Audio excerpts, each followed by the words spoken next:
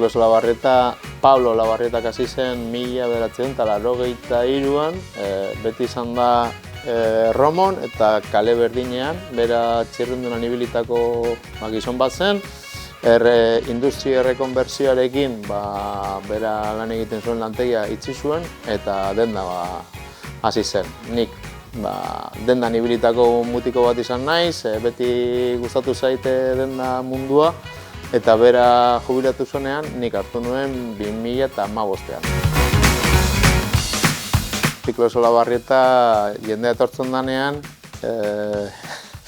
bizikleta arraroak ikusten dituela esaten dute. Ez gara denda normal bat edo arrunt bat, dauzkagu saiatzen gara saltzen, egunero bizikleta bat behikulo moduan edo egunerokoan erabiltzeko bizikletak saltzen ditugu. Trizikloak, umeak eramateko bizikletak, ez ume bat, 2, 3 edo 4 ume eramateko bizikletak, kargasko bizikletak banaketak egiteko, dauzkagu saiatzen gara ukitzen bizikleta arraro horiek edo diferente horiek uste dugulako bizikleta izan daitekeela aldaketa sor dezakeen agente bat.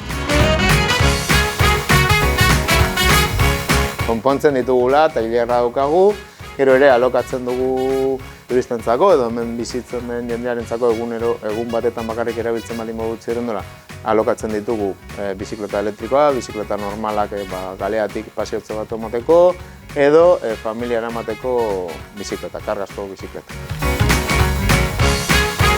Saiatzen gara mekanikazko zerbitzu bat emoten, edonorentzako, getxo badakigu danok maila guztietako jendea bizi dela, saiatzen gara zerbitzu bera emoten guztioi.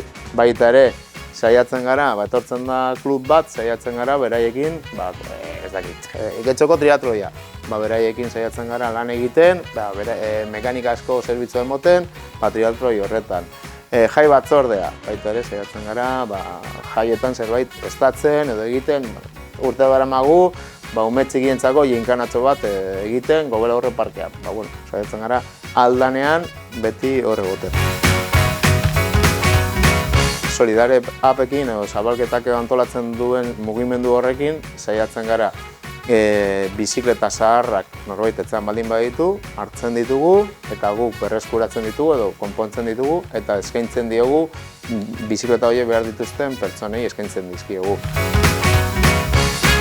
Tokiko merkataritzatik uste dugu gure auzokideen ongizatea bultza dezakegula bizikletarekin. Pedalkada denok hobeto ibiliko gara.